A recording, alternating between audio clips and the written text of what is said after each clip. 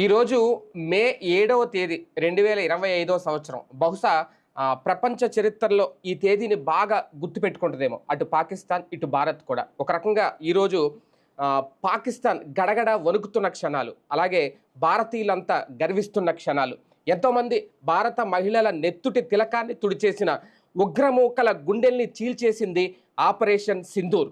ప్రస్తుతం భారత్ పాక్ సరిహద్దుల్లో హైటెన్షన్ వాతావరణం ఇంకా కొనసాగుతుంది. ఒకేసారి 9 పాక్ ఉగ్రవాద స్థావరాలపై దాడి జరిగింది. అయితే అసలు మోడీ ఒకేసారి ఈ సాహసోపేతమైన నిర్ణయం తీసుకోవడానికి అసలు కారణం ఏంటి? ఒక రకంగా ఇది యుద్ధమేనా, లేదా పాక్ ఉగ్రవాదులకు ఒక హెచ్చరిక మాత్రమేనా? ఇది అంశం మీద చర్చించే ప్రయత్నం చేద్దాం. సరిగ్గా ఏప్రిల్ 24వ తేదీన ఉగ్రవాద స్థావరాలకు సంబంధించి మోడీ అన్న మాట మిట్టీకే మిలానేకే సమయ్ ఆగయే అనేది. అది మే 7వ తేదీ అని మేబీ ఎవరు ఊహించి ఉండరు. ఇది ఆ రోజు వచ్చేసిందా? ఎలా చూడాలి అసలు ఈ దాడులు? నరేంద్ర మోడీ యాక్టివిటీలో ఒక ప్యాటర్న్ ఉంటుంది ఫ్రమ్ ద బిగినింగ్. వాస్తవంగా ప్రపంచంలో అమెరికా అధ్యక్షుడి దగ్గర నుంచి రష్యా అధ్యక్షుడి దాకా, చైనా అధ్యక్షుడి నుంచి వియత్నాం అధ్యక్షుడి దాకా నరేంద్ర మోడీ శక్తి ఏంటో తెలియనోడు ఎవడూ లేడు ప్రపంచంలో. Highest strong person of the world, not for India.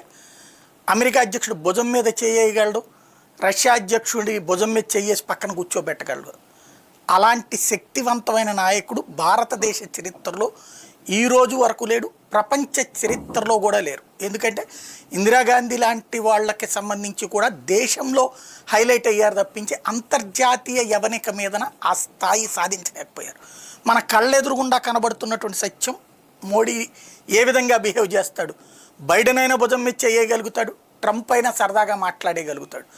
మన వాళ్ళు ఇదివరకు బిక్కుబిక్కుమంటూ కూర్చునే ప్రధానమంత్రుల స్థాయిలో ఇవాళ రోజున సరదాగా ఫ్రెండ్తో మాట్లాడినట్టు మాట్లాడేయగలడు. అదే సందర్భంలో సౌదీ అరేబియా యువరాజు నా బ్రదర్ అని మాట్లాడేటటువంటి చనువు ఉన్నటువంటి వాడు, మరొక వైపున మాల్దీవులు లాంటోడైనా సరే మర్యాదగా మాట్లాడడానికి ఎక్కడ దాకా వచ్చి చెప్పుకోవాల్సినటువంటి పరిస్థితి తెచ్చుకున్నటువంటి వాడు. అలాంటి నరేంద్ర మోడీని కెలక్కూడదు. అది కూడా మతం పేరుతో కెలక్కూడదు. అది కూడా భారతదేశంలోకి ఉగ్రవాదాన్ని పంపించి కెలక్కూడదు. ఎవరైతే తన దేశంలో విఫల సైన్యాధ్యక్షుడైనటువంటి ఆసిఫ్ మునీర్ తన వైఫల్యాన్ని కవర్ చేసుకోవడానికి మొన్ననే వచ్చినటువంటి బెలూచ్ రెబల్స్ వాళ్ళ రైలు ఆపి దాదాపు 400 మంది సైన్యాన్ని ఓచకోత కోసి చంపేశారు. సామాన్య ప్రజలను వదిలేసి కేవలం సైన్యాన్ని, ఐఎస్ఐ వాళ్ళనే చంపడం ద్వారా వాళ్ళ అసమర్థత, వాళ్ళు ఎంత వెధవలు, ఎంత దద్దమ్మలు, ఎంత తెలివి తక్కువోళ్ళు అన్నటువంటిది ప్రపంచానికి తెలిసేలా చేశారు బెలూచ్ రెబల్స్. దాంతో పరువు పోయింది ఆసిఫ్ మునీర్కి. వాస్తవంగా ఆసిఫ్ మునీర్ షియా సామాజిక వర్గానికి సంబంధించినటువంటి ముస్లిం నాయకుడు. అట్లాగే ఆ షియా అక్కడ పాకిస్తాన్లో సున్నీలది ఆధిపత్యం ఎక్కువ ఉంటుంది, షియాలది తక్కువ ఉంటుంది. ఈ ర్యాంకింగ్స్లో భాగంగా ఇతనికి అవకాశం వచ్చింది. మామూలుగా అయితే అక్కడ సున్నీ అధికారులే ఎక్కువగా ఉంటారు, ప్లస్ పంజాబీ అధికారులు ఎక్కువగా ఉంటారు. వాళ్ళందరూ ఇతని చాలా చులకనగా చూస్తున్నారు. ఆ చులకనకి ఇది తోడయింది. దాంతో పరువు పోయినటువంటి ఆసిఫ్ మునీర్ తన పరువుని కవర్ చేసుకోవడానికి ఇండియాలో అంతర్గత కలహాలు సృష్టించాలనుకున్నాడు. అది ఎట్లాగా అంటే మత ప్రాతిపదికన. ఎందుకంటే ప్రపంచ చరిత్రలో పాకిస్తాన్ ఇంకో 1000 ఏళ్ళైనా భారత్ మీద గెలవడం అసాధ్యం. భారత్ లాంటి సువిశాలమైనటువంటి దేశం, 140 కోట్ల జనాభా కలిగినటువంటి దేశం, భిన్న భాషలు, భిన్న జాతులు, భిన్న సంస్కృతులు ఉన్నటువంటి దేశంలో విజయం సాధించడం అనేది పాకిస్తాన్ వల్ల అయ్యేటటువంటి పని కాదు. గోరీలును అక్బర్లు ఇవాళ వస్తే నరికి చంపేస్తారు ఈ దేశ ప్రజలు. ఆ సంగతి ఆడికి తెలుసు. కాబట్టి ఇక్కడే చిచ్చు పెట్టాలనుకున్నాడు. అందుకోసం పాకిస్తాన్ చరిత్రలో ఇంతవరకు అనేక సార్లు తీవ్రవాద దాడులు చేసిన ఆ తీవ్రవాద దాడుల యొక్క కాన్సెప్ట్ ఎట్లా ఉండేదంటే ఒక ర్యాండమ్ అటాక్, ఓ బాంబు పెట్టేసి ఆ ప్రాంతం అంతా పేల్చేయడం, తుపాకులు చేతికిచ్చి కనబడ్డోళ్ళందరినీ కాల్చి చంపేయమంటాం. ఇట్లాంటిది ఇక్కడ హిందువా ముస్లిం అన్న చూడలేదు ఇంతకాలం పాటు. భారతీయులు, భారతదేశంలో ఉన్న ప్రతి ఒక్క ముస్లిం కూడా వాళ్ళు కాఫీర్లే అన్నటువంటి ఫీలింగ్తో ఉన్నటువంటి వాళ్ళు. ఎందుకంటే ఇప్పుడు ఈ ఆసిఫ్ మునీర్ గారు కూడా వీళ్ళని ఏమంటారంటే అక్కడ వలస వచ్చిన ముస్లింలని పిలుస్తారనమాట, మొహజీర్లని పిలుస్తారనమాట. ఇతను కూడా అట్లాంటి వర్గమే. మన పంజాబ్ జలంధర్ ప్రాంతం నుంచి అక్కడికి పోయినటువంటి కుటుంబం అనమాట. కాబట్టి అలా చూడబడ్డాడు, ద్వితీయ శ్రేణి వాడిగా చూడబడ్డాడు. కాబట్టి ఇక్కడ అట్లాంటి సిచ్యుయేషన్స్ని క్రియేట్ చేయడం కోసం ఒక ఎత్తుగడ వేసుకొచ్చాడు. ఏది అంటే అక్కడ తన దగ్గర ఉన్నటువంటి ఫెయిల్యూర్ని కవర్ చేసుకోవాలంటే, ఇక్కడ లీడర్ అవ్వాలంటే భారత్లో హిందూ ముస్లింల మధ్య చిచ్చు పెట్టాలి. అందుకోసం పర్టికులర్గా హిందువా ముస్లిం అని అడిగి చంపడం. ఈ చంపేదంతా స్వయంగా దగ్గరుండి తను లైవ్ చూశాడు. అక్కడ లైవ్లో తను ఇచ్చిన ఇన్స్ట్రక్షన్ ద్వారానే తన పారా కమాండోతో చంపించాడు. వాడిని తీవ్రవాదిగా లష్కరే తోయిబా లేకపోతే అదేదో కాశ్మీర్ రెసిస్టెన్స్ ఫ్రంట్ అన్నటువంటి పేరుతో ఒక నాటకాలు ఆడుస్తూ పంపించాడు. ఎప్పుడైతే అది వాడి ఉద్దేశం ఏంటంటే, ఇక్కడ ఈ మధ్యకాలంలో హిందుత్వ చైతన్యం వచ్చింది, హిందూ సంఘాల్లో చైతన్యం వచ్చింది, ఈ చైతన్యవంతులైనటువంటి హిందూ సంఘాలు ముస్లింల మీద దాడులు చేసి చంపేస్తే కనుక అప్పుడు ముస్లింలు రెచ్చిపోతారు, తద్వారా పాకిస్తాన్కి శాశ్వతంగా ఇక్కడ ఒక టెర్రరిస్ట్ బేస్ జనం మధ్యలో ఉంటుంది. లైక్ నక్సలైట్లు ఎక్కువ కాలం పాటు ఇక్కడ ఎట్లయితే చాలామంది అయ్యారో అట్లా ఆల్రెడీ ఇక్కడ ఉన్న వాళ్ళ స్లీపర్ సెల్స్కి ఇవి యాడ్ అవుతారు అని వాడేసిన స్కెచ్. బట్ భారతీయ రాజకీయ నాయకులు కానీ భారతీయ ప్రజలు కానీ రెచ్చిపోలేదు, వాడు వేసిన వ్యూహంలో పావులుగా మారలేదు, ఎవరు తోటి ముస్లింలను అట్ట చూడలేదు. ఈవెన్ ఇక్కడ ఉన్నటువంటి ముస్లింలు కూడా వాడికి అనుకూలంగా స్పందించలేదు. వాడు అనుకున్నటువంటిది మీరు ఇంతకు ముందుకి ఇప్పటికి తేడా చూస్తే గతంలో కొంత నెగిటివ్ ఎక్కువ ఉండేది, కానీ ఈ దఫా వాడు చేసినటువంటి దాడి, మతమడికి చేసినటువంటి దాడిని ముస్లింలు కూడా తీవ్రంగా ఖండించారు. మీరు చూస్తే ఓవైసీ లాంటి వాడు కూడా తీవ్రంగా ఖండించడంతో బడుకు తగిన బుద్ధి చెప్పన్నాడు. తద్వారా ముస్లింలు కూడా నల్ల జెండాలు పుచ్చుకుని దేశవ్యాప్తంగా నిరసనలు చేశారు, కాశ్మీర్లోనే బంద్ చేశారు. అంటే వాడి వ్యూహాన్ని విఫలం చేయడంలో జాతీయ భావజాలం అనేటువంటిది పనికొచ్చింది. అది వాడికి అస్సలు ఊహించినటువంటిది, అది వాడి వ్యూహం అక్కడ ఫెయిల్ అయ్యింది. ఇక మనం మరి దానికి సమాధానం చెప్పాలా. Narendra Modi pattern of attack ఎట్లా ఉంటుందంటే, ఒక మనిషి వాడు అటాక్ చేస్తే మీరు అప్పుడు ఇది పఠాన్ కోట్ ఫస్ట్ చేసింది నరేంద్ర మోడీ వచ్చిన టైంలో సైన్యం మీదన, రెండోది పుల్వామా అది సైన్యం మీదన. ఈ దాడి చేసినప్పుడు మనకి దశదిన కర్మలు నడుస్తాయి, 10 రోజులు, మొత్తం 13 రోజుల పాటు శుద్ధి చేస్తారు. 13వ రోజు తర్వాతనే అటాక్ చేశారు. అప్పుడు కూడా ఇవాళ కూడా చూడండి, నిన్నటి 13 అయింది, ఇవాళ 14వ రోజు కరెక్ట్ అటాక్. అంటే శుద్ధి చేశాక అటాక్ చేశారు అనమాట. అంటే మన మత సంప్రదాయ ప్రకారం కూడా అటాక్, ప్లస్ దాని పేరే వాడేం తీశాడు, నీ బొట్టు తీశాను నీ మోడీకి వెళ్ళి చెప్పుకోపో అన్నాడు. అక్కడ 100 మంది ఉసురు తీసి మీ మునీర్కి వెళ్ళి చెప్పుకోపో అన్నట్టు అయింది. అంటే సింధూరం అనేటటువంటిది వాడి నుదుటను గుద్దాం. ఇప్పుడు వాడి ఇక్కడ తీసిన సింధూరం వాడి నుదుటను గుద్ది చూపించాం. పైగా ఒక సంకేతం, అంటే ఇక్కడే టాక్టికల్ ప్లే అంటారనమాట, సైకలాజికల్ ప్లే. ముందు సైన్యం ట్వీట్ చేసి ఆపరేషన్ సింధూర్ జరగబోతున్నామని ట్వీట్ చేసింది 1:30కి, 1:45కి సక్సెస్ అని చేసింది, 1:55కి. అంటే ఈ 15-20 నిమిషాల్లోనే కొట్టొచ్చింది. అది ట్వీట్ చేసిన రియాక్ట్ కాలేకపోయాడు. ఎందుకని?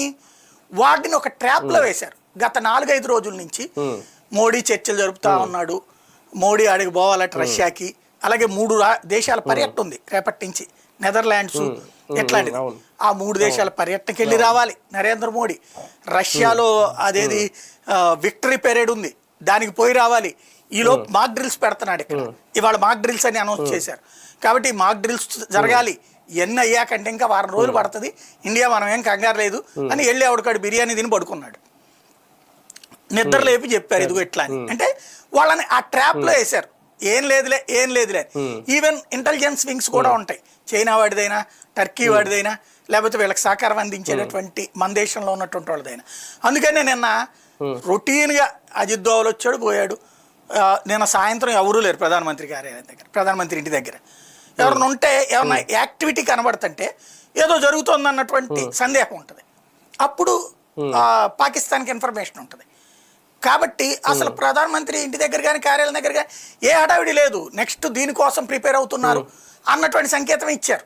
ఏది ఈ మాక్ డ్రిల్స్. కానీ సార్ ఒకటి అంటే పాక్కి మోడీ సంగతి తెలుసు, గతంలో 2019 టైంలో చేసిన బాలాకోట్ దాడి గురించి తెలుసు, అలాగే మీరు చెప్తున్న ట్వీట్ చేశారు గంట ముందు అనేది, ఇన్ని తెలుసు, ఇంత కూడా పాక్ ఎందుకు అప్రమత్తంగా? అదే సర్ప్రైజ్ ఎలిమెంట్ అంటారు. అంటే మనం డైవర్షన్ చేసాం ఇదంతా.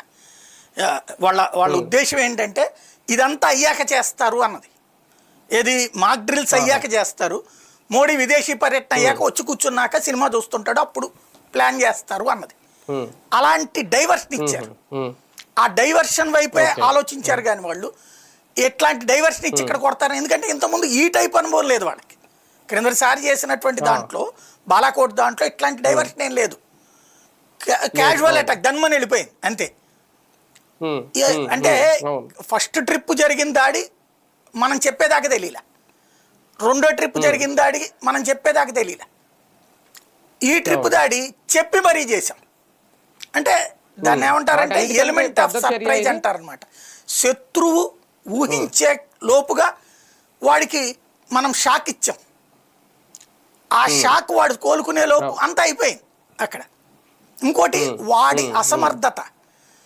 ఎవడైనా మీరు అన్నట్టు మొన్ననగా జరిగిన తర్వాత మనం అంతా ప్రిపేర్ అవుతున్నామని తెలిసాక మా దగ్గర అద్భుతమైన ఎయిర్ డిఫెన్స్ సిస్టమ్ ఉంది, చైనా వాడు కుప్పలు తెప్పలు ఇచ్చాడు, టర్కీ వాడు ఎరగదీసేది ఇచ్చాడు అని సొల్లి కబుర్లు చెప్పుకున్నాడు కదా. అది దేనికి పనికిరావు, అన్ని అసమర్థమైనవి. అసలు భారత్ వేసే ఎత్తు ముందు, టెక్నాలజికల్ ఎత్తు ముందు వాడు ఫెయిల్యూర్ అన్నటువంటి నిరూపించారు. ఇక్కడ చూడండి వాళ్ళ ప్రెస్ బ్రీఫింగ్ లో కూడా పైగా పాక్ సరిహద్దులోకి వెళ్ళి మరి ఇక్కడే తెలివి చూడండి, మళ్ళీ ఎస్కలేట్ చేయలేదని పాకిస్తానే చెప్తోంది, మనం కూడా ఎస్కలేట్ చేయలేదని చెప్తాం. సరిహద్దు దాటి వెళ్ళాల కానీ బాంబుని పంపించాం. సరిహద్దు యువతలే ఉన్నాం కాబట్టి వాడు దాని మీద కంప్లైంట్ చేయడానికి లేదు, అంతర్జాతీయంగా రద్దు చేయడానికి లేదు. సరిహద్దు యువతలే ఉన్నారు కాబట్టి యుద్ధం అనడానికి లేదు. సరిహద్దు యువతలే ఉన్నాం కానీ సరిహద్దు అవతల 400 కిలోమీటర్ల దూరంలో ఉన్న లక్ష్యాన్ని కూడా కొట్టగలం మనం. మన దగ్గర ఉన్న వెపనరీ అది. ఇప్పుడు 100 కిలోమీటర్ల లోపల కొట్టాం. అది కూడా ఇటుమూల ఒకటి ఉంది, అటుమూల ఒకటి ఉంది. ఇందులో స్పెషాలిటీ ఏంటంటే పంజాబ్ ప్రాంతంలో ఉంది అవతల పక్కన వీళ్ళది, వాళ్ళ పంజాబ్ అవతల ఏది ఈ లష్కర్ ఎ తోయిబా వాళ్ళకి సంబంధించినటువంటిది బహవల్పూర్ అట్లాంటిది. కాశ్మీర్లో ఆ మూల ఉన్నటువంటి పార్ట్ను కూడా కొట్టారు, పిఓజేకేలో ఉన్నటువంటి. అంటే ఇటుమూల ఒకే వైపు వెళ్ళి కనబడ్డే కొట్టి రావడం కాదు, అటుమూల ఇటుమూల మొత్తం 4 దిక్కుల్లో ఉన్నదాన్ని కొట్టారు.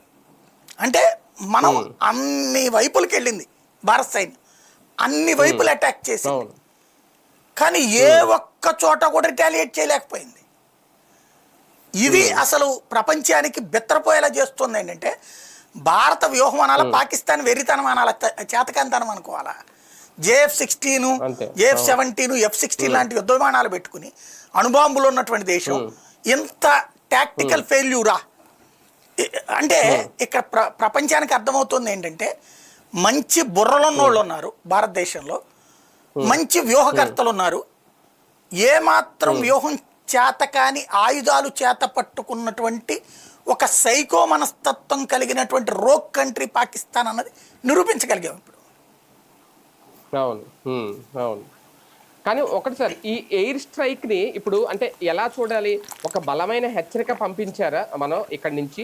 లేదు అంటే ఏదో in front of crocodile festival అంటారు కదా, భవిష్యత్తులో ఒక గట్టి యుద్ధానికి మేము సిద్ధం అవుతున్నామని హెచ్చరిక? రెండూ కలిపితేనేది. ఒకటేంటంటే మనం గతానికి ఒక పద్ధతి ఉండేది, కాంగ్రెస్ కావచ్చు, యునైటెడ్ ఫ్రంట్ కావచ్చు, నేషనల్ ఫ్రంట్ కావచ్చు, UPA 1, 2 కావచ్చు, వీటిట్లో ఉన్న ఒక అలవాటు ఏంటయ్యా అంటే ఈవెన్ NDA ఫస్ట్ ట్రిప్ది కావచ్చు, ఒక కాన్సెప్ట్ ఉండేది. వాడు వస్తాడు, స్ట్రైక్ చేస్తాడు, స్ట్రైక్ చేసి ఇక్కడ ఏదో గొడవ, దాడులు, కాల్పులో, చంపేయడమో, ఉగ్రవాద దాడులు అనేస్తాం. ఇక్కడ దర్యాప్తు చేస్తుంటాం మనం. అంటే ఎవడు దాని వెనకాల ఉన్నటువంటి వాడు ఎవడు, వాడికి డబ్బులు ఎక్కడి నుంచి వచ్చినాయి, ఈ దర్యాప్తుతో ఇది ఒక లా అండ్ ఆర్డర్ సమస్యగా చూస్తున్నాం, చెప్తున్నాం పాకిస్తాన్ దీని వెనకాల ఉందని. కానీ ఇది ఒక విచారణ పరిధిలోనే చేస్తున్నాం మనం. ఒక్క అటల్ బిహారీ వాజ్పేయి టైంలోనే రివర్స్ అటాక్ ప్రిపేర్ అయ్యాం, ఇది ఆపరేషన్ పరాక్రమ్ పేరుతో. కానీ ఆయన ఆ తర్వాత ఒత్తిడితో ఆగిపోయాడు. ఆయనకి ఆ రోజున ఫెయిల్యూర్ అటల్ బిహారీ వాజ్పేయి గారి టైంలో ఆయన్ని తర్వాత పక్కన పెట్టడానికి కారణం జాతీయవాదులు కూడా. ఒకటి పార్లమెంట్ మీద దాడి అయితే ఆ తర్వాత రిటాలియేషన్ అటాక్ చేయలేకపోయాడు ఆయన. కార్గిల్ విషయంలో సక్సెస్ అయ్యాడు, ప్రజలు మళ్ళీ గెలిపించారు. బట్ ఈ పార్లమెంట్ దాడి ఇట్లాంటి వాటిట్లో ఆయన మిస్ అయ్యాడు. దాడి చేయడాన్ని మనం ఆపలేకపోవచ్చు, బట్ దాని తర్వాత దాడి స్ట్రాంగ్గా ఉండాలి. భారతదేశం నలుమూలల నుంచి సైన్యాన్ని సరిహద్దులకు తీసుకెళ్ళి యుద్ధం చేయకుండా ఆగిపోయాం మనం. అది ఒక రకంగా ఆయనకి మైనస్ అయినటువంటిది. అదే వీళ్ళకి సంబంధించి కాంగ్రెస్ టైంలో చూస్తే ఎవడు అక్కడ అబ్దుల్లాని పట్టుకొచ్చారా, రెహమాన్ని పట్టుకొచ్చారా, మళ్ళీ వాళ్ళల్లో అమాయకులు అట కదా, అన్యాయంగా అట కదా అని వాళ్ళని వదిలేసేయడం, వాళ్ళకి మళ్ళీ పరిహారాలు ఇచ్చింది కూడా చూసాం కదా. కిరణ్ కుమార్ రెడ్డి ముఖ్యమంత్రిగా ఉన్నప్పుడు ఓవైసీ అడిగాడని చెప్పేసి పరిహారాలు ఇచ్చారు కదా అప్పుడు. అట్లాంటి సిచ్యుయేషన్స్ కూడా చూసాం మనం బేసిక్గా. కానీ మోడీ ఇస్తున్న సందేశం ఏంటంటే తీవ్రవాది వస్తే ఆ తీవ్రవాది ఎవడు, వాడికి అన్నం ఎవడు పెట్టాడు, వాడికి మజ్జిగ ఎవడు వచ్చాడు, ఇది లోకల్ పోలీస్ చూసుకునే చిన్న పని. ఇది రొటీన్గా జరిగిపోతుంది. ఎన్ఐఏ ఆ పని చేస్తుంది, ఈ మూలాలను ఇక్కడ చేస్తుంది. కానీ పంపించినటువంటి వాడి తాట తీస్తాం. పంపించినోడు వాడే కాకపోవచ్చు, కానీ పంపించడానికి ట్రైనింగ్ ఇస్తున్న ఏ సంస్థనైనా కొడతాం. ఇప్పుడు ఫస్ట్ సర్జికల్ స్ట్రైక్ తీవ్రవాద శిబిరం మీదనే జరిగింది. సెకండ్ సర్జికల్ స్ట్రైక్ పాకిస్తాన్ లోపల ఉన్న తీవ్రవాద శిబిరం మీద జరిగింది. ఈ దఫా లోపల బయట రెండింటి మీద కలిపి జరిగింది. ఒకటి చేసాం అప్పుడు, ఈ దఫా 9 చేసాం. 9 కూడా కీలకమైనటువంటి Lashkar e Taiba main headquarter, Jaish-e మహమ్మద్కి సంబంధించిన మెయిన్ హెడ్ క్వార్టర్. ఇది సందేశం ఏంటంటే, నువ్వు ఎక్కడో మదర్సాలో కూర్చుని నువ్వు తయారు చేస్తే, ఇందులో కూడా లెక్క చెప్పారు ఏ ఏ భారతదేశంలో అటాక్కి ఏ ఏ శిబిరంలో జరిగిందో ఒక పుస్తకం తయారు చేశారు మనోళ్ళు. హిస్టరీ తయారు చేసి ఇదిగో పహల్గావ్ది ఇక్కడ జరిగింది డిజైన్ చేశారు, పుల్వామాది ఇక్కడ డిజైన్ చేశారు, పఠాన్కోట్ది ఇక్కడ డిజైన్ చేశారు, ముంబై పేలుళ్ళది ఇక్కడ డిజైన్ చేశారు. ఏ ఏ స్థావరంలో డిజైన్ చేశారో ఆ స్థావరాల చరిత్ర తీసి ఆ స్థావరాల దగ్గరికి ఆ స్థావరాలనే కొట్టొచ్చారు. అందులో అందరూ చచ్చిపోయి ఉండకపోవచ్చు, కానీ నువ్వు అక్కడి నుంచి నా దగ్గరకు వస్తే నేను ఇక్కడి నుంచినే నిన్ను లేపుతా. నువ్వు రావడానికి కొండలెక్కాల, గుట్టలెక్కాల, తొక్కెక్కాల, తోలెక్కాల, మధ్యలో మీ వాడు జావాలా, అడిగి డబ్బులు ఇవ్వాలా, 100 మంది రావాలా.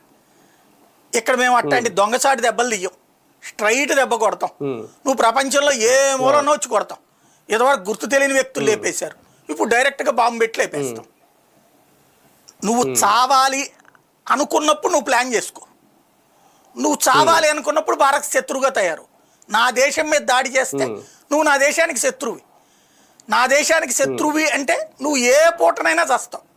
అది నీకు గుర్తు తెలియని వ్యక్తి చంపుతాడా, బాంబులతో లేపేస్తాడా, తుపాకీతో కాల్చేస్తాడా, లారీతో గుద్దేస్తాడా, కారుతో చంపేస్తాడా, విషప్రయోగంతో చేస్తారా. ఇట్లాంటివి చచ్చారు కదా ఈ మధ్యన చాలామంది. ఇది అంతకంటే ఎక్కువ ఉంటుంది నీది. అంటే ఒక సందేశం క్లియర్గా ఇస్తున్నాం. నువ్వు చావడానికి సిద్ధమయ్యి రావడం ఒక ఎత్తు, తీవ్రవాది నిన్ను చంపి తీరుతాం. నిన్ను పంపినోడు కూడా చంపుతాం. నువ్వు అక్కడిని పంపించావంటే నువ్వు, నీ కుటుంబం, నీ బంధువులు ఎక్కడున్నా చేస్తారు ప్రపంచంలో. అది ప్రిపేర్ అవ్వు అన్న సందేశమే దీని వెనకాల ఉన్నటువంటిది. సార్, ఇప్పుడు అంటే పాక్ ప్రతీకార చర్య ఏమన్నా ఉండే అవకాశం ఉందా? అంటే ఇప్పటికే పాక్ రక్షణ శాఖ మంత్రి మీ దాడులు ఆపేస్తే కనుక మేము ఆపేస్తామని చెప్పడం ఒక రకంగా కాలబేరానికి వచ్చినట్ట, లేదంటే ఒక ఎత్తుగడ ఏమన్నా వేస్తుందా? మేబీ అది కూడా సర్ప్రైజ్ ఎలిమెంట్ అవ్వచ్చు. మనం రిలాక్స్డ్గా ఉంటే అప్పుడు చేయడం అనేటటువంటిది. నెంబర్ 2, వాడి భయము అయి ఉండొచ్చును. ఎందుకు అంటే అంతర్జాతీయంగా ఒత్తిడి ఉంది. ఇప్పుడు $13 బిలియన్ డబ్బులు ఉన్నాయి వాళ్ళ దగ్గర, విదేశీ మార్కెట్ దగ్గర. మన దగ్గర 670 దాకా ఉంటే వాళ్ళ దగ్గర $13 బిలియన్ ఉంది. ఈ $13 బిలియన్ $10 బిలియన్ వచ్చేటప్పటికి సౌదీ అరేబియా, దుబాయ్ లాంటి వాళ్ళు ఫిక్స్ చేశారు, ఫిక్స్డ్ అకౌంట్. అది తీయడానికి వీల్లేదు. IMF, ప్రపంచ బ్యాంక్ దగ్గర అప్పు తీసుకోవడానికి ఇది దివాళా తీసిన దేశం కాబట్టి వీళ్ళకి అప్పు ఇవ్వరు. కాబట్టి ఇదిగో ఈ డబ్బులు మేము గ్యారంటీ ఇస్తున్నాం అబ్బాయి అని, ఇది షూరిటీ అమౌంట్ అనమాట. ఇది పోను వాడి దగ్గర $3 బిలియన్ ఉంది. ఒక యుద్ధమే ప్రారంభమైతే వారానికి $5 బిలియన్ డబ్బులు అవుతాయి వారానికి. అందులో ఇండియా లాంటి దాంతో వచ్చేటికి ఇంకెక్కువ అవుతుంది, కానీ తక్కువ అవ్వదు. వాడి దగ్గర ఇప్పుడు జీతాలకు కూడా ఈ $3 బిలియన్ నుంచినే జీతాలు ఇచ్చుకుంటున్నాడు వాడు, దాని మీద వచ్చే డబ్బులతోనే. ఇప్పుడు వాడి దగ్గర ఆర్థికంగా దివాళా తీసి ఉన్నాడు. రెండవది, ప్రపంచంలో ఏ దేశం ఇంక్లూడింగ్ చైనా వాళ్ళేమి గోయే హెడ్ అంటలేదు అక్కడ. కాబట్టి వాడు ఏకాక అయి ఉన్నాడు. కానీ ఇప్పుడు వాడి దేశంలో ఆసిఫ్ మునీర్కి ఒక సమస్య. వాడు అసలే షియా ముస్లిం కావడం వల్ల, సున్నీలు యాక్సెప్ట్ చేయకపోవడం వల్ల సైన్యంలో తిరుగుబాటు వస్తాడు. కాబట్టి వాడు ఏదో ఒకటి చెయ్యాలి ఇక్కడ. ఇప్పుడు వాడి మీద ఎంతకాలం ఉన్న వ్యతిరేకత ఇప్పుడు ఈ కారణంగా పోయింది. ఇప్పుడు వాడి దేశంలో వాడు ఏం ప్రచారం చేసుకుంటున్నాడు? ఫిజికల్ వార్లో ఫెయిల్ అయ్యి సైకలాజికల్ వార్లో ఏం ప్రచారం చేసుకున్నాడు? వాళ్ళ ప్రజలకు తెలిసేటట్టు, అబ్బో మేము 4 యుద్ధ విమానాలు కూల్చేసాం, శ్రీనగర్ మీదకి వెళ్ళిపోయాం, వణికిపోయారు భారతీయులు అని చెప్పుకుంటున్నాడు. ఈ ప్రాపగాండా వార్ చేస్తున్నాడు వాడు. అక్కడ ఉన్నటువంటి దాన్ని ఏమంటారు, ఇన్ఫ్లుయెన్సర్లతో, అక్కడున్న మీడియాతో ఈ రాయిపించుకుని గెలిచేసినట్టు భ్రమపడేటట్టు చేస్తున్నాడు అక్కడ. అంతటితో సర్దేసుకుంటే ఓకే. ఎందుకు ఈడి కవాజా స్టేట్మెంట్ కావచ్చు, ఇది 2 కలిపితే ఆ కాన్సెప్ట్తో సరిపుచ్చుకోవాలి. ప్రపంచ దేశాలకి ఆ డ్రమ్ట ఇచ్చేసుకుని క్లోజ్ చేసుకోవటం. ఉమ్, లేదు భారత్లో దేన్ని అటాక్ చేయాలి, ఇప్పుడు వాడికి ఉన్న అతిపెద్ద కన్ఫ్యూజన్ అది. ఇప్పుడు మనం దేని కొట్టాం, మనం ఏం సందేశం కూడా ఇచ్చాము, ఉమ్, మేము తీవ్రవాద ఇప్పుడు శిబిరాలు ఉగ్రవాద స్థావరాలు. మాత్రమే కొట్టాం, ఉమ్, సివిలియన్ మీదకి పోలా, ఆర్మీ మీదకి పోలా, ఉమ్. ప్రభుత్వ కార్యాలయాల మీదకి పోలా. సివిలియన్స్ మీద కూడా దాడి జరిగింది, కొంతమంది సివిలియన్స్ అదే చనిపోయారు వాళ్ళు అనేది చెప్పుకోవడం అక్కడ పాకిస్తాన్ ఉన్నటువంటి దానికి. ఇప్పుడు మనం కూడా మన పౌరులు చనిపోలా ఉమ్, అక్కడ. బట్ ఈ పాయింట్ ఏదైతే ఉంటుందో ఇక్కడ కన్ఫ్యూజన్ ఉంటుంది వాళ్ళకి. ఉమ్, అంటే తీవ్రవాద శిబిరాలను డైరెక్ట్గా టార్గెట్ చేసినప్పుడు ఏదో జరిగి ఉంటుంది అనేది కదా వాళ్ళు చెప్తోంది. ఉమ్, ఉమ్. అంతేగాని డైరెక్ట్గా మా సైనిక స్థావరం మీద చేశారని చెప్పట్లేదుగా, డైరెక్ట్గా మా ప్రభుత్వ కార్యాలయం ధ్వంసం చేశారని చెప్పట్లేదుగా. అంటే వాళ్ళకి వాళ్ళు అఫీషియల్ గా లెక్క చెప్పరా సార్? అంటే ఇప్పుడు 30 మంది ఎంతో చనిపోయారు అనేది ఒక లెక్క వస్తుంది, అది ఎంతవరకు కరెక్ట్? కానీ ఇంకా ఎక్కువ మందే ఉండుంటారు ఇందులో. ఈ మసూద్ అనేవాడు ఎవడైతే ఉన్నాడో వాడు కుటుంబ సభ్యులు కూడా చనిపోయారు అనేది వాళ్ళు చెప్పరు. ఆ తర్వాత నిదానంగా బయటకు వస్తే వాడు బిన్ లాడెన్ పోయినప్పుడు కూడా చెప్పలా. అమెరికా లేపేసి ఆడి శవాన్ని తీసుకెళ్లి సముద్రంలో పారేసింది. లేదంటే ఆడి బాతి పెట్టి మళ్ళీ అది ఒకవేళ ఇది మసూద్ పెడతారు. చనిపోయినా, ఒకవేళ మసూద్ చనిపోయినా ప్రకటించారా చేస్తారు. ఇంకొకరిని ఎవడో మసూద్ పేరుతో తిప్పుతారు, మళ్ళీ అవి నడుస్తుంది అనమాట. ఇక్కడ సమస్యల్లో ఏంటంటే ఇవాళ వాళ్ళకి ఏం చేయాలి. ఇప్పుడు మనం ఉగ్ర శిబిరం మీద చేసాం, ఇప్పుడు ఇక్కడ ఉగ్రవాద శిబిరాలు మనం ఏం పెంచి పోషించట్లేదు కదా, కాబట్టి ఏం చేయలేరు. కానీ వాడు ఒక ఆస్పెక్ట్ లో వాడు పాయిజనస్ పర్సన్ కదా, ఈ ఎవడైతే మునీర్ ఉన్నాడో వాడు అందులో ఈ ప్రత్యేకించి మత పిచ్చని అణువణువున కూరుకున్నాడు. అందుకని వాడు మత ఉద్రిక్తతలే సృష్టించాలనుకున్నాడు. ఇప్పుడు ప్రత్యక్ష యుద్ధంలో వాడు గెలవలేడు. అందుకని ఒక అనుమానం ఏముందంటే ఇండియాకి, వాడు ఇక్కడ ఉన్నటువంటి టెంపుల్స్ మీద అటాక్ చేశాడు అనుకోండి. ఇప్పుడు మొన్ననే ఉంది, ఇంతవరకు ఎప్పుడూ లేనిది, దాన్ని ఏమంటారు సర్ప్రైజ్ అటాక్స్, లేకపోతే కనుక ర్యాండమ్ అటాక్స్ చేశారు ఇంతకాలం. ముస్లింల మీదనైనా హిందువుల మీదనైనా చూసుకోకుండా అందరిని కనబడ్డ వాళ్ళందరినీ కాల్చి చంపడం. ఇప్పుడు అట్లా కాకుండా నువ్వు హిందువా ముస్లిం అని అడిగి చంపాడు, దాని ద్వారా గొడవలు సృష్టించాలనుకున్నాడు, అవ్వలేదు. ఇప్పుడు హిందూ ఆలయాల మీద వేశారనుకోండి, అప్పుడు హిందువులు రియాక్ట్ అయ్యి ఇక్కడున్న ముస్లింల మీదకి వెళ్తే దాన్ని అడ్డు పెట్టుకుని సక్సెస్ అవ్వాలన్నది వాడి ప్రయత్నం. ఆల్రెడీ మసీదుల మీద దాడులు చేశారని కూడా రెచ్చగొట్టే ప్రయత్నం అదే అట్లా చేస్తారు వాళ్ళు. అంటే ఇక్కడ ముస్లింలు కూడా అప్పుడు అది వాడి ఉద్దేశం. వీళ్ళు కూడా ఒకటేంటంటే బైఫర్కేషన్ చెయ్యాలన్నట్టు, ప్రత్యక్ష యుద్ధంలో గెలవలేడు కాబట్టి ఆ రూట్లో ట్రై చేయొచ్చు. మొన్న వాళ్ళు ఎవరో అయోధ్య టెంపుల్ ఇట్లాంటివి కూడా మాట్లాడుతున్నారు కదా, ప్రధాన ఆలయాల మీదకి ఏదైనా. కాకపోతే అంత దూరం వాళ్ళు రాలేరు. మనకి మన సరిహద్దుల్లో చాలా పటిష్టమైనటువంటి రక్షణ వ్యవస్థ ఉంటుంది. దాటి రావాలంటే వాళ్ళకి అంతంత దూరం అయోధ్యలకి, మధురలకి, కాశీల దాకా రాగలుగుతారని నేను అనుకోను.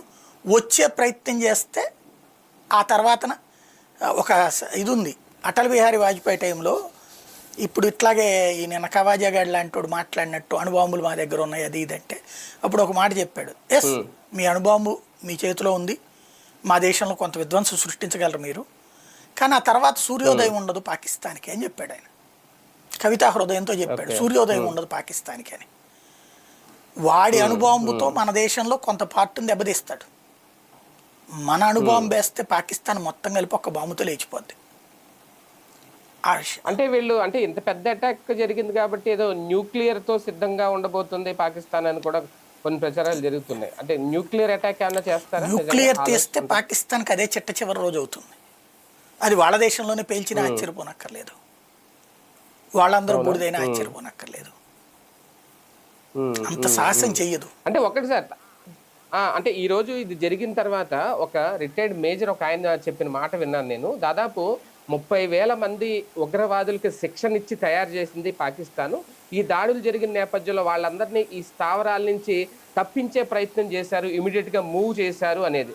నిజంగా అలాంటిది ఏమన్నా జరిగితే ఇంకొక అటాక్ కి సిద్ధమవుతున్నారు అనే ఒక సంఖ్య. బేసిక్ ఇక్కడ తాజా కనబడుతుంది ఏంటంటే 140 స్థావరాల్లో ఉన్నటువంటి తీవ్రవాదుల్ని ఇప్పుడు ఈ 9 ప్రాంతాల్లో ఎక్కువ మందిని మొబలైజ్ చేశారట.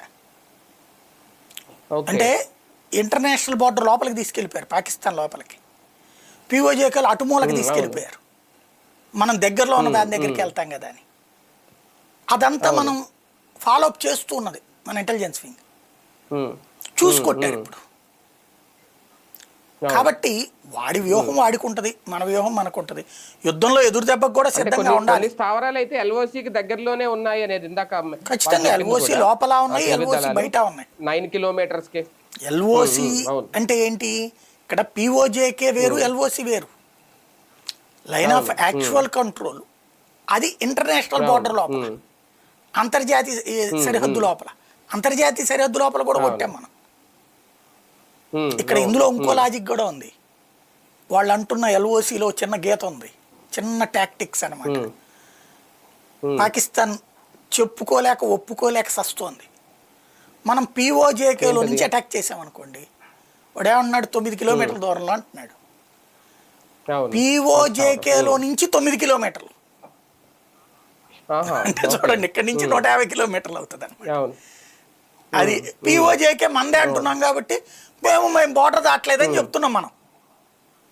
అంతే, అవును, మన సరిహద్దే. పాకిస్తాన్ ఆక్యుపైడ్ కాశ్మీర్ కూడా మందే కాబట్టి మేము బోర్డర్ దాటలేదు అంటున్నాం. ఇది లాజిక్. కొట్టింది లోపల కొట్టాం, బయట కొట్టాం, వాడి లోపలికి వెళ్ళి కొట్టాం. ఆ కొట్టిన దెబ్బ వాడికి తగిలింది అన్న సంగతి ఆడే ఒప్పుకుంటున్నాడు కదా. భారత్ లోపలికి వచ్చినాయి, పడ్డాయి, చచ్చారు, తగలడ్డారు, ఇది చెప్తున్నాడు ఆడే. కాకపోతే ఏంటంటే మేము కూడా రిటాలియేషన్ చేసాం లాంటియే స్టేట్మెంట్తో నడుస్తుంది ప్రస్తుతానికి. సార్, ఒకటి ఆపరేషన్ సింధూర్కి ప్రతీకారంగా, అంటే ఇందాక మీరు అన్నట్టు మనకేమీ ఎక్కడ ఉగ్రవాద స్థావరాలు లేవు, మనం ఎక్కడా కూడా ఉగ్రవాదులు పెంచి పోషించట్లేదు. సో వాళ్ళ దాడి అంటే ఓన్లీ మెయిన్ సిటీస్నే, మేజర్ సిటీస్నే టార్గెట్ చేస్తారా? ఆల్రెడీ మనం కొన్ని చూసాం గతంలో, హైదరాబాద్లో జరిగిన దాడులు కానీ, అలుమిని పార్కు, గోకుల్ చాటు, మొన్న ఆ మధ్యన తర్వాత దిల్సుఖ్ నగర్ దగ్గర దాడి జరిగింది. అంటే ఎలా అప్రమత్తంగా ఉండాల్సిన అవసరమా కొద్ది రోజులు? అంటే ఇక్కడున్న స్లీపర్ సెల్స్ ఈ టైంలో తొందరపడరు. ఎందుకంటే ఇప్పుడు కొట్టి చంపేస్తారు జనం. ఎవరు లేనప్పుడు ఏదో గబక్కం చేయడం వేరు, ఈ టైంలో చిన్నది జరిగిందంటే కొట్టి చంపేస్తారు జనం. కాబట్టి అట్లాంటి స్లీపర్ సెల్స్ కూడా బయటకు వచ్చే ధైర్యం చేయరు ఈ టైంలో. పాకిస్తాన్ కూడా వాళ్ళని వాడాలనుకోదు. ఎందుకంటే వాడాలి అనుకుంటే కనుక ఇప్పుడు కమ్యూనికేట్ చేయడం కూడా కష్టం. మేబీ క్రిందసారి ఏం చేసింది, మన సైన్యం స్థావరం మీదకి వచ్చింది, పఠాన్కోట్ మీదకి డైరెక్ట్గా. అక్కడ ఏం చేయలేక ఆ పక్కన ఉన్న పార్కులో 2 బాంబులు వేసేసి వెనక్కి వెళ్ళిపోయి మేము భారత్లో బాంబులు వేసి వచ్చామని చెప్పింది. పఠాన్కోట్ స్థావరం ధ్వంసం అయిపోయింది, భారత్ దాచేస్తుందని చెప్పింది. ఇప్పుడు ఆ మధ్యన ఇజ్రాయెల్ ఇరాన్ మీద అటాక్ చేసింది. ఇరాన్కి సంబంధించిన భూకంపం వచ్చినట్టు అయిపోయింది, అక్కడ పెద్ద ఎత్తున పేల్చి పడేసింది. దానికి ఇరాన్ మరి పబ్లిక్ ముందు, వాళ్ళ దేశం జనం ముందు పరుగు పోకూడదని ఇజ్రాయెల్ మీద అటాక్ చేస్తున్నాం అని చెప్పింది ముందే. చెప్పినప్పుడు అమెరికా, యూరప్ దేశాలు, ఇజ్రాయెల్ అందరూ సిద్ధంగా ఉన్నారు. వీళ్ళు 100 కొద్ది మిస్సైల్ వాడారు, వాళ్ళు 100 కొద్ది రివర్స్ మిస్సైల్ వాడి దారిలోనే పేల్చేశారు. 1-2 చోట్ల చిన్నది పడింది, అదిగో మేము గెలిచేసాము అని చెప్పేసి యుద్ధంతో ఆగిపోయింది అక్కడితో. అట్లాంటిది మాత్రమే చేయగలదు ఇక్కడ పాకిస్తాన్. అంటే వాళ్ళ దేశపు యొక్క పౌరులకు ఏదో చెప్పుకోవడానికి మానసిక యుద్ధం చేయాల్సిందే తప్పించి ప్రత్యక్ష యుద్ధం ఈ దఫా మన సైన్యం మీద, క్రిందసారి కూడా పఠాన్కోట్లో మన సైనిక స్థావరం మీద పడుంటే దానికి ఘాటు ఎందుకు, ఆ దగ్గరకు వస్తేనే మనం మిగ్గుతో వెంటబడ్డాం వాళ్ళని. అప్పుడే కదా F-16 కూర్చింది, మనం అభినందన అవతల పడింది. కానీ అట్లాంటి సిచ్యువేషన్ ఉంటుంది మన దగ్గర. మనం టాక్టికల్ విన్నే కాదు, ఫిజికల్ విన్ కూడా మనకి చేతచ్చు. బట్ మనం ప్రిపేర్డ్గా కూడా ఉండాలి. అవును సార్, ఇందులో రాజకీయంగా ఒక చిన్న ప్రశ్న ఏంటంటే, ఆల్రెడీ దీన్ని అందరూ స్వాగతిస్తున్నారు, హర్షిస్తున్నారు. రాహుల్ గాంధీ లేదంటే కేజ్రీవాల్ మొత్తం అందరూ కూడా, ఈవెన్ ఈయన కూడా అసదుద్దీన్ ఓవైసీ కూడా ఈ దాడుల్ని ఆయన స్వాగతించారు ఒక రకంగా. అయితే ఇందులో చిన్నదే, మల్లికార్జున్ ఖర్గే చేసిన వ్యాఖ్యల్ని ఎలా చూడాలి? మొన్న జరిగిన ఆ అటాక్ 3 రోజులకు ముందే తెలుసు నరేంద్ర మోడీకి, అందుకే ఆయన ప్రోగ్రాంలు కూడా క్యాన్సిల్ చేసుకున్నారని చెప్పడం. అది నిన్నట్టు అయిపోయింది, ఇవాళ ఆయన కూడా మాట్లాడటం. ఒకటేంటంటే మొన్న బాగానే ఖండించారు వాళ్ళు కూడా. ఆ తర్వాత ఎప్పుడైతే ఇక టైం అయిపోతూ ఉండేటప్పటికి రివర్స్ అటాక్ బిగిన్ చేద్దాం అనుకున్నాడు, నిన్ననే మాట్లాడాడు. వెంటనే మళ్ళీ వాళ్ళ ఇష్యూ రాగానే అందుకనే కాంగ్రెస్ పార్టీ కూడా సమర్థించుకొచ్చింది. ఇంకా మాట్లాడకపోవచ్చు అంటే అలాంటి మాట్లాడడం కొంచెం అయిపోయింది. అదే ఆయన మాట్లాడటమే కొంచెం బిగిన్ అయింది. ఈ లోపు ఇవాళ జరిగిపోయేటప్పటికి ఇంకా అంతమించి ఎక్కువ మాట్లాడలేరు. అవును. ఒక రకంగా మొన్న ప్రాణాలు పోయిన బాధిత కుటుంబాలకి ఇది న్యాయం చేసే విషయంలో మోడీ గారు పర్ఫెక్ట్గా న్యాయం చేశారని అనుకోవచ్చా? ఇంకా దాదాపు 100కి పైగా శిబిరాలు ఉన్నాయి కాబట్టి ముందు ఇంకా అసలు న్యాయం ముందు జరగబోతుంది. ఒక రోగు, ఒక సైకో వాడిని మనం ఎంతసేపు చంపినా పుడుతూనే ఉంటారు. పంది పిల్లలు అవి, అవును. పంది పిల్లలు పుడతానే అంతే. ఉంటాయి. ఉమ్, బట్ ఒకటే ఏంటంటే మనం ఒక మెసేజ్ ఇస్తున్నాం, మీ సావేదో మీరు సావండి, మా దగ్గరకు వస్తే మీ దగ్గరకు వచ్చి కొడతాం అని చెప్తున్నాం. మా అది. జోలికి వస్తే అంటే పాక్ తీరు తీరు మార్చుకోవాలా? మార్చుకో. వాళ్ళు మారడం వాళ్ళ వల్ల కూడా కాదు, ఎందుకంటే వాళ్ళ చేతుల్లో లేదు. కాదు. రొచ్చుగుంటది, ఉమ్, రొచ్చుగుంటలో ఉన్నటువంటి పంది బురద అందరి మీదకి చల్లుకుంటూ కూర్చోవడం తప్పించి ఏం చేయలేదు ఇక అది. ఆటిట్లో వాటికి అవును. ఆకలేసినప్పుడు అవును. కొట్టుకు చేస్తాయి అనమాట, అంతే. అదే కదా. రైట్. రైట్. చూద్దాం. మొత్తానికి భారతదేశానికి నరేంద్ర మోడీ లాంటి ఒక ప్రధాని ఉండడం అనేది నిజంగా దేశ అదృష్టంగా చెప్పుకోవాలి ఫస్ట్. అలాగే ఇలాంటి దాడులు జరిగినప్పుడు ఖచ్చితంగా భారతీయులందరూ గర్వించదగ్గ అంశం. అయితే ఇది ఒక బలమైన హెచ్చరిక, లేదంటే అసలు యుద్ధం ముందు ఉండబోతుందా? దీన్ని కూడా ఒక రకంగా ఒక పార్ట్ ఆఫ్ ద వేలో యుద్ధంగానే చూస్తున్నారు అందరూ. మున్ముందు ఇంకా ఎలాంటి నిర్ణయాలు తీసుకోబోతోంది భారత రక్షణ శాఖ దీనికి సంబంధించి? అలాగే పాక్ తదుపరి చర్యలు ఏ విధంగా ఉంటాయి? ఉంటాయా? ఉండవా? సైలెంట్‌గా ఉంటారా? లేదంటే ఆచి తూచి అటాక్ చేయడానికి సిద్ధమవుతారా? భారతదేశం అయితే ప్రిపేర్డ్‌గా ఉంది. ఎక్కడికక్కడ మాక్ డ్రిల్స్‌ని కూడా ఆల్రెడీ ప్రారంభించింది కీలక నగరాల్లో. మొత్తం ప్రజలందరికీ కూడా శిక్షణ ఇస్తున్నారు ఈ మాక్ డ్రిల్ ద్వారా. ఎక్కడికక్కడ ప్రిపేర్డ్‌గా ఉంటున్నారు. కానీ ఏం జరుగుద్దో చూద్దాం ఫైనల్‌గా.